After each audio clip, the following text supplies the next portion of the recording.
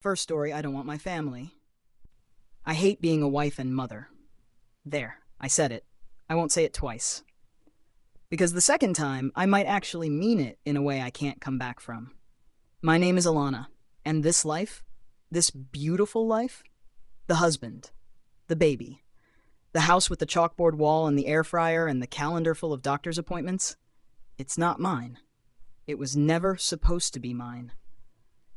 I used to be alive. I used to wake up in a different city every other month. Me and Jalen, back when he was my boyfriend, we'd book flights with no plans, no rules. I'd wear short skirts, red lipstick, no bra, and nobody said a word. Strangers bought me drinks just for walking in the room. Men chased me. Women envied me. I was lusted after. Untouchable. Now, I smell like breast milk. I haven't had a full night of sleep in over a year, and every outfit I own has to be appropriate for what? Target. I push a stroller now. I carry a diaper bag with crushed Cheerios at the bottom and crusty wipes I keep forgetting to throw away. I can't leave the house without making sure the baby's fed, changed, napped, burped, packed, and not teething. I used to pack lingerie and heels. Now I pack snacks and teething rings. Jalen used to look at me like he couldn't believe he'd landed me.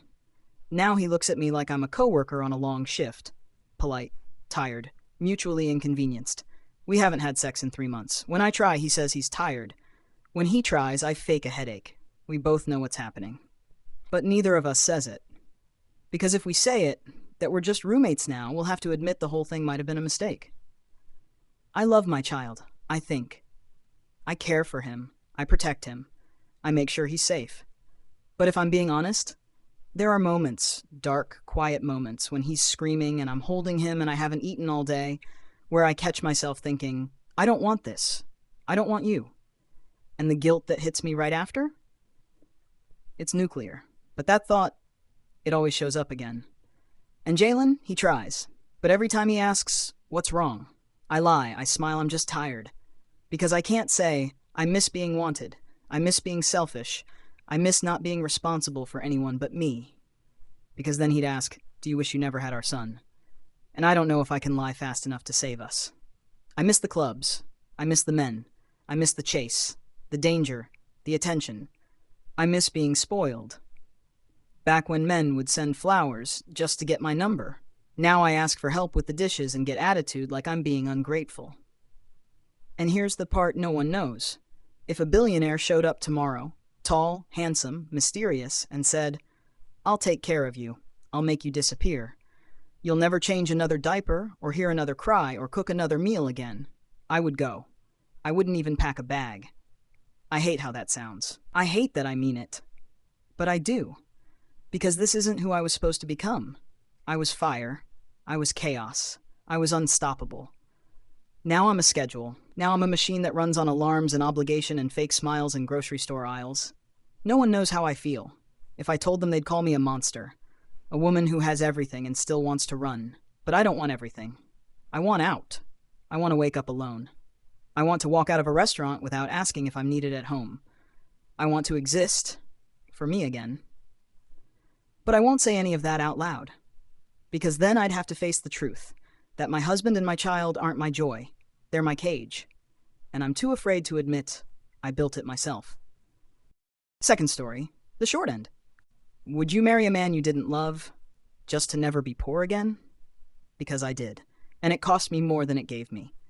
My name is Taryn, and I married for money. Not love, not compatibility, not attraction, just money. Because I was tired of being broke. I met Adrian at a corporate gala I had no business being at. He was older, refined, powerful, the kind of man who wore custom suits and owned property in cities I couldn't spell. He saw me, really saw me, and for a moment I thought, this could be it. We take it out. We traveled, laughed, mostly on his dime. I played my role, sweet, sexy, grateful. He was the dream. I was the fantasy. Then came the prenup. Ironclad, brutal, final. He said it was standard. I said it was insulting. And just like that, we broke up. I told him I wouldn't sign it, that I wouldn't marry a man who didn't trust me. He didn't fight. He just said, then maybe we're not a match after all. So I packed a bag and went back to my mother's house, if you could call it that. 2 bedrooms, 6 people. I slept on the floor next to a broken radiator dodging roaches and trying not to cry when rats scurried past my head. The bathroom barely worked. My little brother's music blared all night. I was back in the struggle, and it hit fast. The guys who tried to talk to me that week? No ambition, no money, no cars, no vision, just cheap cologne and empty promises. And suddenly, Adrian's prenup didn't look so bad. After 7 days of sleeping on the floor and eating ramen with my siblings, I put on my best dress, went back to Adrian's house, and signed every page, smiling.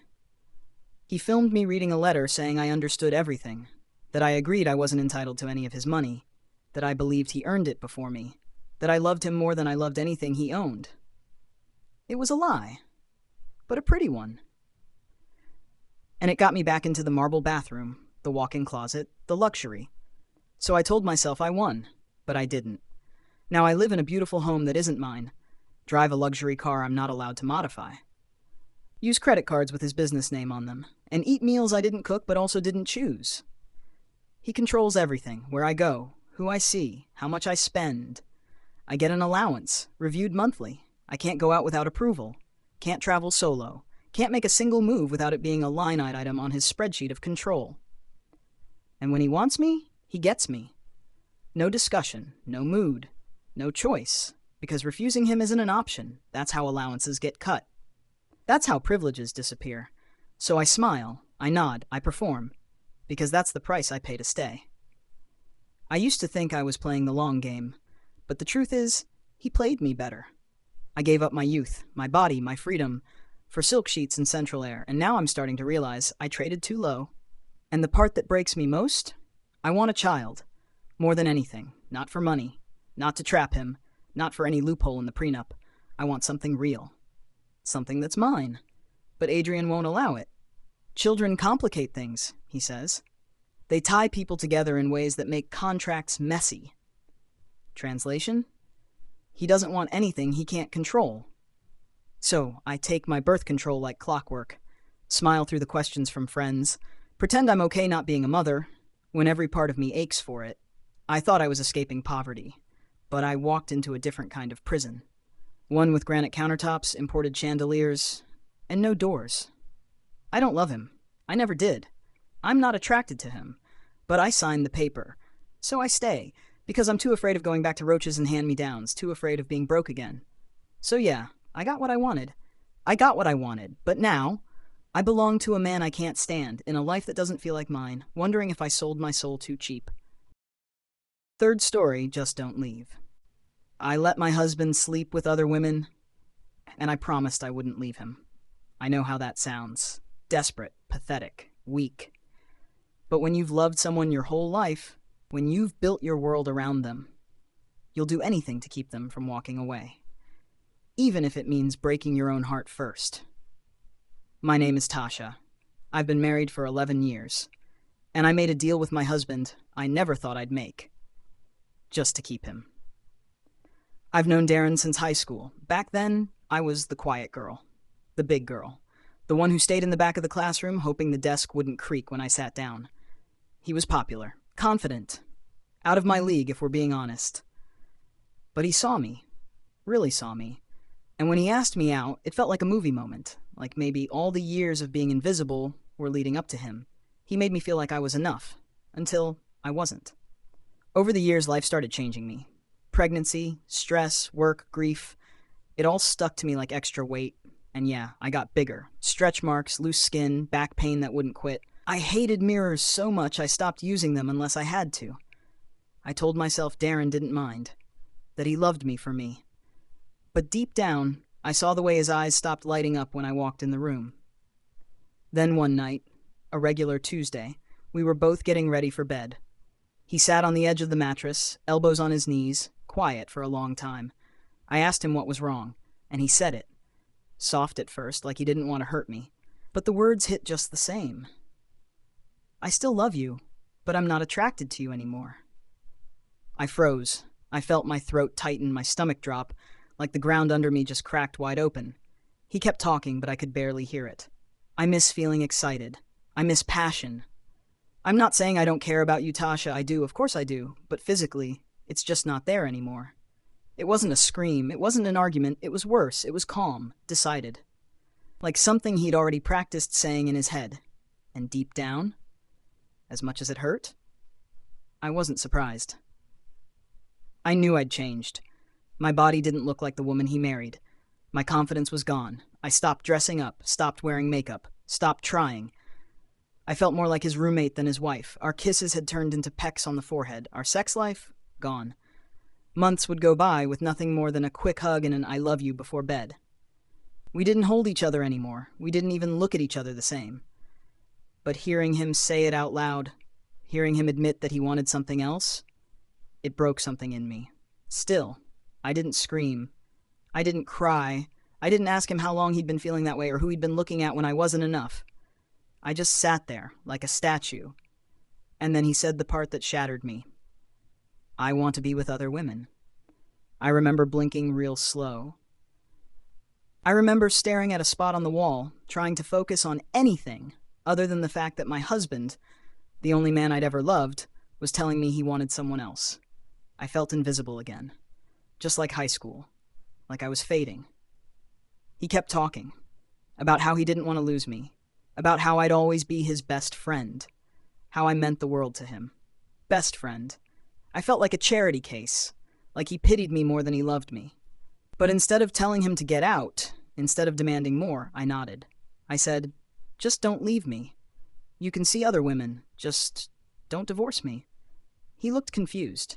Maybe even guilty. But not surprised. He said he didn't want me with anyone else. And I told him I wouldn't be. Because I didn't want anyone else, even if he didn't want me. That was a year ago. And every single day since, I've been pretending I'm okay. I never asked who they were. I never checked his phone. Never followed him.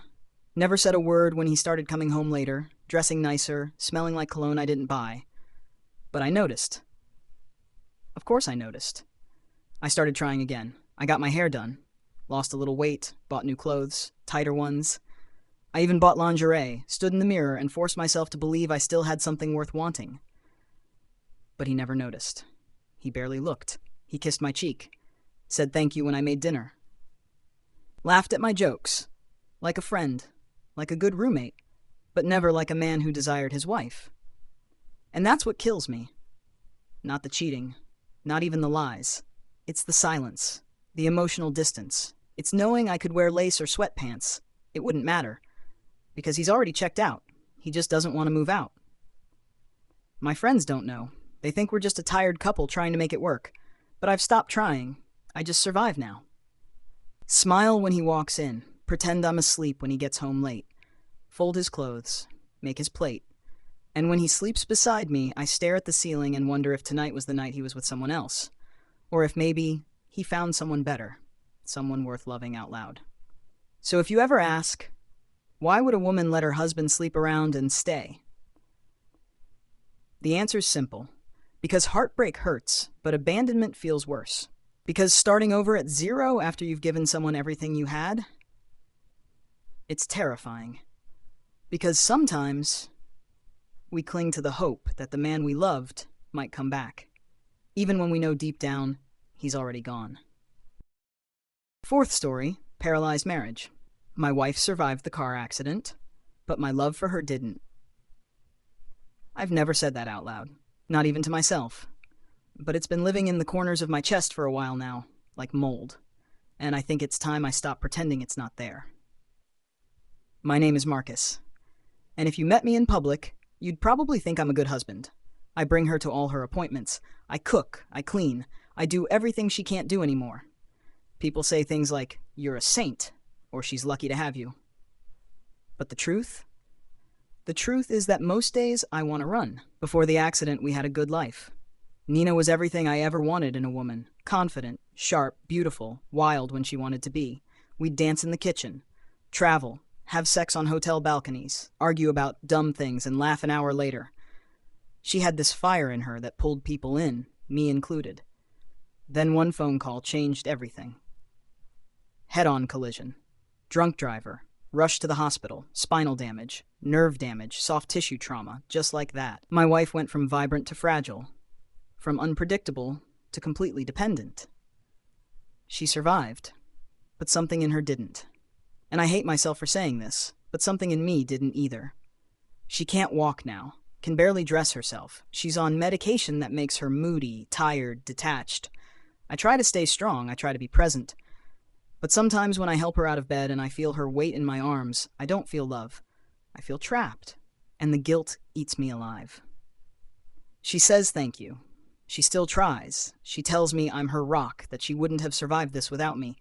And I nod, I kiss her forehead. I say always. But every now and then, when she's asleep, I scroll through old pictures on my phone, the trips, the outfits, the glow in her eyes before all this, and I cry, because I don't just miss her. I miss me, the version of me I was when I was with that woman.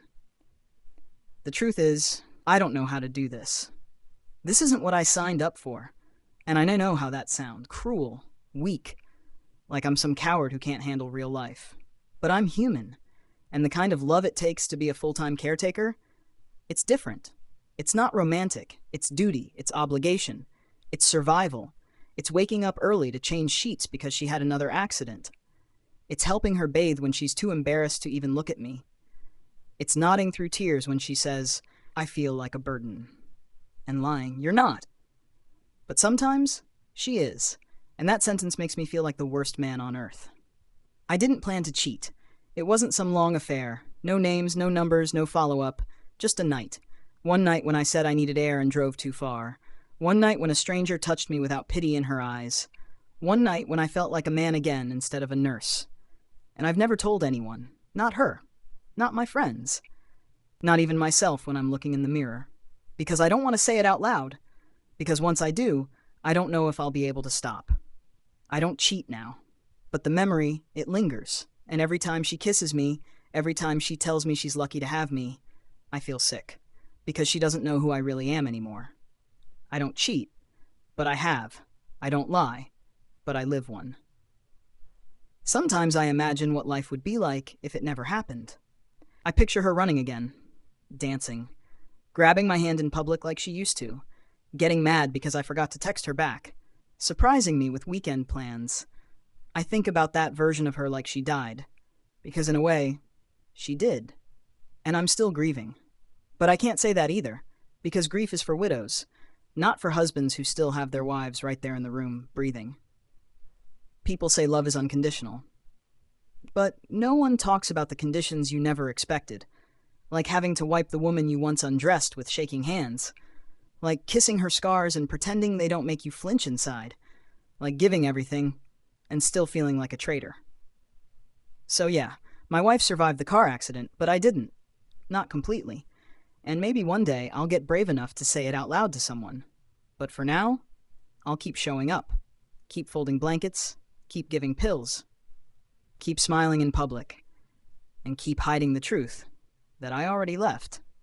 I just never walked out the door. Fifth story, my husband is a bum. Would you stay in a marriage if your husband refused to help you and expected you to be thankful for it? Because I am. Not just for a week. Not during a rough patch. Right now, every day. Not because I'm happy, not because I'm still in love, but because I'm too afraid of what my family would think if I left. My name is Camille, and I'm trapped in a marriage I no longer recognize, with a man who resents me for holding it together. It started when he lost his job. Evan is a software engineer, or was. Smart, ambitious, proud, too proud. He said it was politics, said his manager was jealous, said the whole thing was unjust. I believed him. I held him that night when he came home early, pale and quiet, the layoff notice still in his hand. I told him we'd get through it. That was 18 months ago, and he still hasn't applied for another job. He keeps saying he's not going back to a company that doesn't value men like him. He says he's building something bigger, working on ideas. But there's no code on his laptop. No calls, no meetings, no job boards. Just long naps, angry rants, and a growing stack of bills, with my name on every one of them. At first, I'm patient. I pick up a second job, cut the grocery list in half. I make sure the kids don't feel the weight of it. But month after month, nothing changes. And when I ask him, gently, respectfully, if he can at least look for part-time work, he snaps. All you care about is money. Money, money, I want to scream. No, Evan, I care about not drowning. I care about feeding our kids, I care about the fact that I haven't slept because I don't know how I'm going to cover the mortgage next month. But I don't say that. I bite my tongue, because arguing with him only makes it worse. And then, something shifts again. He starts listening to those alpha male podcasts, Fresh and Fit, Andrew Tate, that whole wave of toxic entitlement. At first, I think it's just background noise, but he starts quoting them. He starts treating me different. He says things like, "You should be grateful I ever paid the bills. Real men build empires. I don't chase jobs. A man like me is a prize. You're lucky I married you. Respect is non-negotiable. Submission is expected." Suddenly, I'm not his wife. I'm an underperforming employee in his imaginary corporation, and the fact that I'm the one keeping us afloat doesn't matter.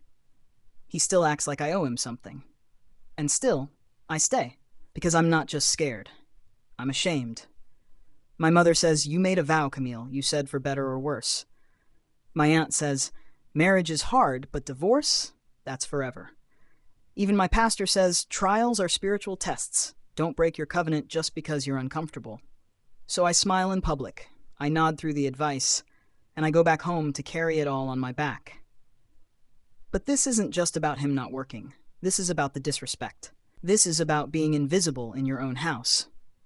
About raising children in a home where their father lays on the couch and their mother breaks behind closed doors. This is about watching the man you married spend his days validating his ego through strangers on the internet, while I miss meals to pay bills he doesn't even acknowledge. This is about death by 1,000 emotional cuts. Groceries go on credit cards. The water got shut off once. I've been late to work 3 times this month because I couldn't afford gas until payday. And Evan? Still angry, still entitled, still calling himself a leader while I keep the lights on. I've stopped coming home on lunch breaks. I sleep with my back to him. I flinch when he touches me, because he doesn't feel like my husband anymore. He feels like an anchor, a voice I can't trust, a man I can't recognize. But I smile when my family visits. I put on the show. Camille, the strong one. Camille, the wife. Camille, the one who makes it work. But inside, I'm cracking. Some nights I cry in the shower with the water running so the kids don't hear. Other nights I drive in silence just to scream when I'm alone. I've started having panic attacks at work. I duck into the bathroom, sit on the floor, and try to breathe. I don't want to be married anymore. I don't want to be married anymore. But how can I? No one in my family's ever been divorced. Everyone says 2-parent households are best, that staying is strength, that leaving is failure. But what about me?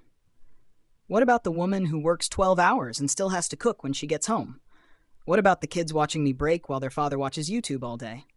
What about the quiet damage? The kind that doesn't leave bruises but lives in your chest like a weight? So yeah, I'm still married to a man who won't work, who belittles me, who hides behind podcasts and pride. Not because I'm weak, but because I was taught that leaving means failure, even if staying feels like dying. 6th story, arranged marriage.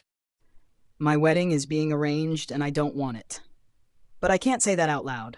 Not to my father, not to my mother, not even to my reflection sometimes. Because in my family, marriage isn't something you choose. It's something you're chosen for. My name is Priya. I'm 27 years old, and according to my parents, that means I'm overdue. The uncles and aunties have started whispering. The biodatas have been printed, the phone calls, the horoscopes, the suggested matches, they're all in motion. I'm being prepared like a package, wrapped in family expectations, sealed in tradition, delivered to a stranger who might call me his wife. And I hate it. Not because I don't believe in love, but because I do. And I want the real kind. The messy kind. The Western kind, if I'm being honest. I want to meet someone and feel electricity, not approval. I want to date, to laugh, to mess up, to try again. I want to choose, but I can't. Because that would mean saying no to everything my family believes in. And I don't have the heart to do that, especially not to my father. He's been planning this for years. He talks about the kind of man he wants for me, stable, well-educated, family-oriented. He says things like, "We only want what's best for you. You'll understand when you're older." He looks at me like he's handing me a future, but it feels like he's handing me a sentence. The proposals are coming now. Photos, Profiles. Smiling men in suits standing beside cars, and I smile back. I nod. I say, he seems nice. But inside, I'm screaming. I don't want him. I don't know him. I don't even know myself yet. There's someone else. Someone my family can never know about. His name is Alex. We met at work. He makes me laugh like I forgot I could. He brings me coffee the way I like it without asking. He listens when I talk about things that don't matter and still makes them feel like they do. He's not Indian. He's not Hindu. And because of that, he's not even an option. We've never kissed, never touched, but the tension is always there. The way he looks at me like he wants to ask, why not me? And the way I always almost answer, because I'd lose everything. Some nights I lie awake imagining a life with him, a small apartment, take-out dinners, Saturday mornings in bed, no aunties, no arranged meetings, no pretending. And then I snap out of it, because I can't have that. Not without breaking my father's heart, not without tearing through every thread of my culture. People think arranged marriages are easy, that it's tradition, that it's honorable, that it's safer.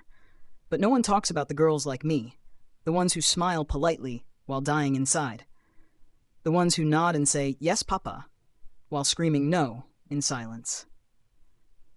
I don't know how this ends. I don't know if I'll marry the man they pick, if I'll stay silent forever, if I'll disappear into a house that's not mine with a name I didn't choose, or if I'll finally tell the truth that I want to fall in love like they do in the movies, that I want to date, mess up, try again, that I want Alex, that I want freedom.